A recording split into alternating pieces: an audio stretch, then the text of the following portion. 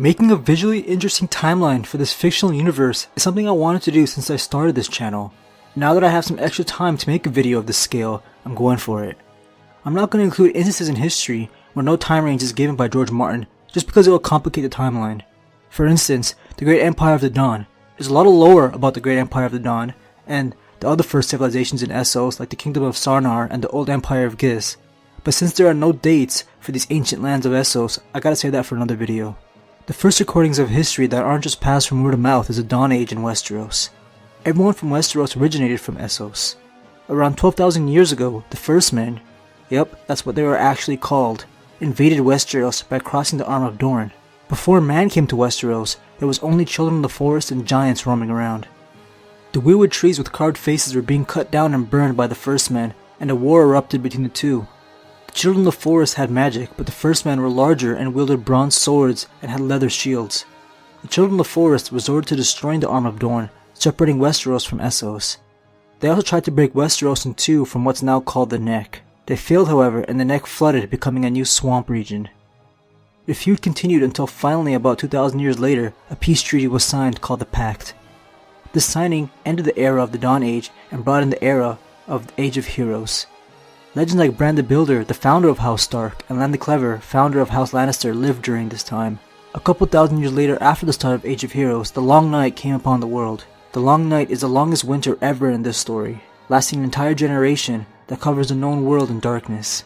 While people were freezing and starving to death, a new threat called the Others came down from far up north. The show decided to call these Others the White Walkers. The First Men and the Children of the Forest fought together against the White Walkers in a war called the Battle for Dawn. At some point during the war, Azor Ahai, or the Last Hero, was somehow an important figure and a vital figure to winning and saving the world. Bran the Builder had the wall built after the Long Night to ensure the White Walkers wouldn't return. It said he had help from the Giants and Children of the Forest, and that it's fortified with their magic. The First Men, living on the north side of the wall, are trapped and became hostile towards the people south of the wall. They became known as the Free Folk or Wildlings. East of Westeros, sometime after the Long Night, some peaceful shepherds living on the Valyrian Peninsula came across dragons living within their many volcanoes. With magic, they tamed these dragons, and with time, formed the greatest civilization. Back at the wall, the 13th commander of the Night's Watch fell in love with the female White Walker and declared himself king. He's called the Night's King, but not to be confused with the leader of the White Walkers on the show. They ruled over the Night's Watch for 13 years until the King in the North and the King Beyond the Wall joined together to defeat them. Around 6000 BC is when the Andals made their way to Westeros. BC just stands for before the conquest, and is a dating system used in this series. The Andals migrated from Essos to Westeros, just like the First Men, but since the Children of the Forest destroyed the Arm of Dorne, the Andals arrived by ships. They brought with them steel weapons and essentially took over Westeros. The First Men remained in the north, but the Children of the Forest almost completely died out. Some claim the Andals invaded either 4,000 or 2,000 years before Aegon's landing, but I'll leave it at 6000 BC for simplicity. In 4700 BC, the fifth and final Giscari War took place. Before dragons were around in Valyria, the old Empire of Gis ruled over Essos. They lost each great war to Valyria, until finally the Dragon Riders destroyed the city and salted the field so they would never rebuild. Thousands of years later, Valyria is continuing its conquest, and this time going against the Rhoynar, who used water magic. Like all their victims, Rhoynar fall due to the dragons. Nymeria, a Rhoynish warrior queen, escapes with 10,000 ships and eventually makes her way to Dorne in Westeros. Together with House Martell, they joined houses and took over Dorne. In 326 BC, an island off the coast of Westeros became a Valyrian outpost. The Targaryens, one of the less powerful dragon lords, claim it and name it Dragonstone. 200 years later, Daenerys the Dreamer has a dragon dream of the destruction of Valyria, and her father believed her enough to move the entire family and 5 dragons to Dragonstone. Her dream would eventually become a reality. 12 years later, the Doom destroys Valyria, and the Targaryens are the only Dragonlord family left alive. With the Valyrians wiped out, all of the cities under the Valyrian freehold go through a struggle for power, in a period called the Century of Blood. The Targaryens remained fairly quiet for a while, until the ambitious Aegon decided to conquer Westeros with his 2 sister wives and their dragons. All it took was 2 years for him to become the first to unite Westeros under one king. Every kingdom except Dorne was defeated. House Targaryen continued to grow, with so many dragons and dragon riders being born, up until 129 AC. AC is a new measurement of time that stands for after the conquering. In 129 AC, a war for succession took place within the Targaryen family called the Dance of Dragons. It was a war between dragon riders that led to many deaths. The war weakened the Targaryen family and they lost most of their dragons fighting each other. The war ended in 131 AC after the leaders of both sides ended up dying. The dragons that hatched following the war were sick and didn't live very long.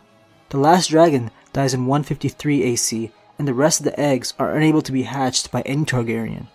187 years after Aegon's conquest, Dorne finally becomes a part of the Seven Kingdoms. The Targaryens kept trying over the years through force, but it was through marriage that Dorne joined. The Dance of the Dragons wasn't the only war for succession within the Targaryen family. In 196 AC, Daemon Blackfyre, a Targaryen bastard, believed he was the rightful heir and rebelled against his half-brother. He died fighting his own family, but his children escaped to Essos and eventually returned for 4 more Blackfyre rebellions.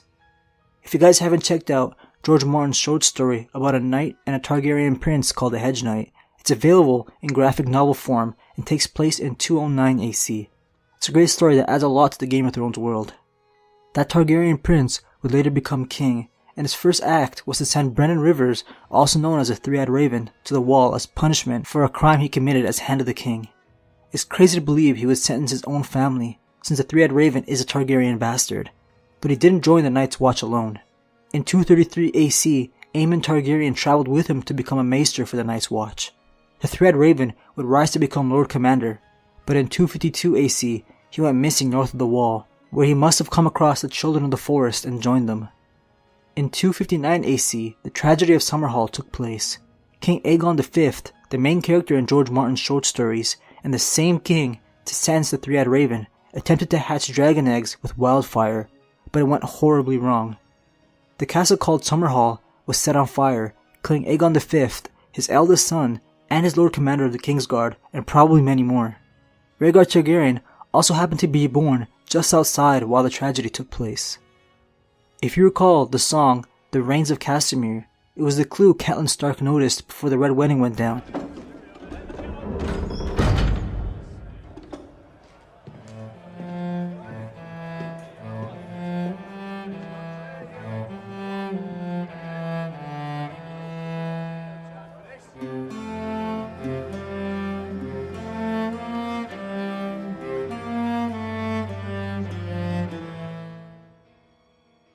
The song reminds everyone what Tywin Lannister is capable of. In 261 AC, 2 houses in the Westerlands, House Reyne and House Tarbeck, rebelled against their liege lord House Lannister. Tywin's father was in power at the time and was a weak lord. Tywin handled the situation by destroying both houses and having their families go extinct. This led to Tywin becoming Hand of the King to his old friend Aerys Targaryen II. By 277 AC, Aerys had been king for years, but it was only until the defiance of Duskendale that his mental state would be looked at as full-blown madness. He was kidnapped by Lord Darklyn when visiting Duskendale and imprisoned for 6 months until he was rescued by Sir Barristan Selmy. The Mad King didn't leave his home for 4 years after the defiance. It wasn't until the tourney at Harrenhal did he decide to leave the Red Keep. He only left because he believed his son Rhaegar was plotting to take the position as king with other powerful lords. Rhaegar would go on to win the tourney and crown Lyanna Stark as Queen of Love and Beauty, passing on his wife, Elia Martell. A year later, Lyanna is believed to be kidnapped by Rhaegar, not too far from where the tourney took place a year ago. This leads to her brother Brandon Stark demanding justice from the Mad King, but that only results in his death along with his father's. The Mad King also wanted the heads of Ned Stark and Robert Baratheon. Robert and Ned rebel, with their bannermen along with the Vale and the Riverlands by their side. Rhaegar, Lyanna, and the Mad King die, and Robert is crowned king since he is a cousin to the Targaryens. Ned returns home with a bastard child named Jon Snow. The Mad King's wife was in Dragonstone during the rebellion, but died giving birth to Daenerys the following year. Viserys and Daenerys are sent off to Braavos, where they would be safe. It didn't take long for another rebellion to take place.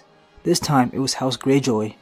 In 289 AC, Balon Greyjoy believed it was a perfect opportunity to crown himself king of the Iron Islands, believing Robert's rule was unstable. He was wrong, however, and defeated by the Iron Throne. 2 of Balon's eldest sons were killed, and his youngest, Theon, was given to Ned Stark as a ward and hostage. These last few events lead to the world and story that we all know. The next major event is the return of the White Walkers in 297 AC, at the beginning of Game of Thrones.